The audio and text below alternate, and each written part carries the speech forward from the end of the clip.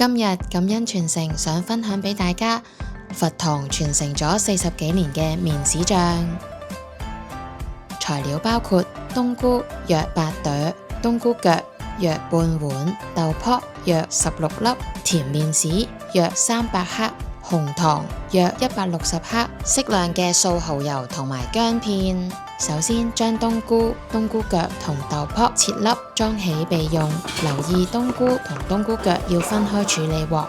加適量嘅油，用薑爆香，將冬菇同埋冬菇腳分開炒熟。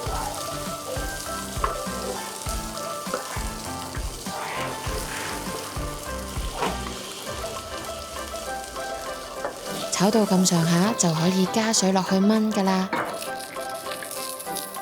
加水之後，再加約2斤紅糖攪勻，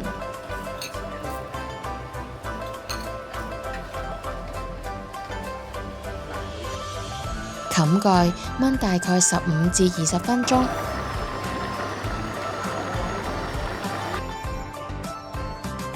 加1羹素蠔油，燜到乾水就可以㗎喇。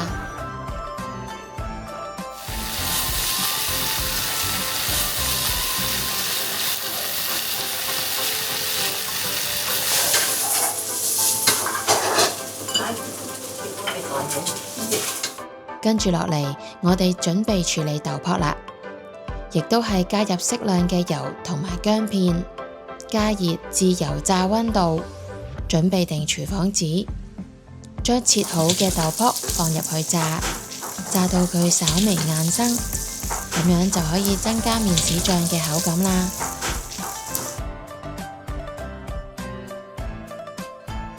而甜麵豉都係要炒熟嘅。不過今次就唔使加薑片，偶然就兜一兜下啲豆卜，炸勻勻啲。甜麵豉加埋剩低嘅紅糖一齊炒，因為紅糖加熱會出少少水，睇落去會結結地嘅。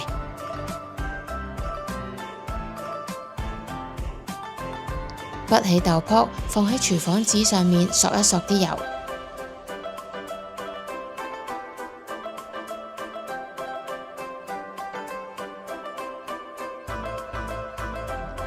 喺甜麵豉加埋冬菇同冬菇腳一齊炒，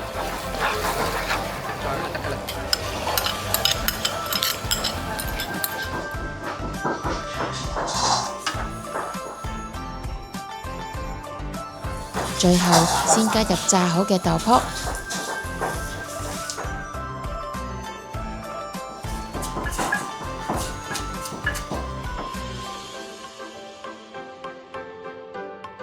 攤凍之後就可以入樽放喺雪櫃。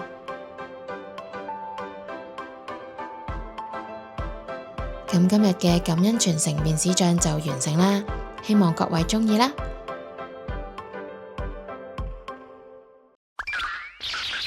麵豉醬嘅典故，佛堂係幾時開始整麵豉醬㗎？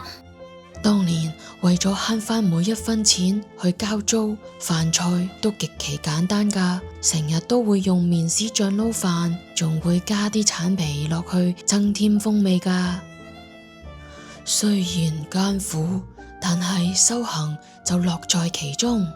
麵豉醬係需要經過長時間嘅發酵，順應自然，由樸素轉為順口，就好似修行需要經歷磨練，內斂心性，先至能夠由繁轉勝，最終能夠嘗得真美。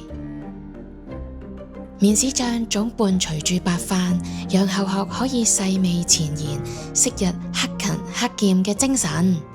後學地聞言，更加珍惜呢份平凡而寶貴嘅傳承啊！傳承啊！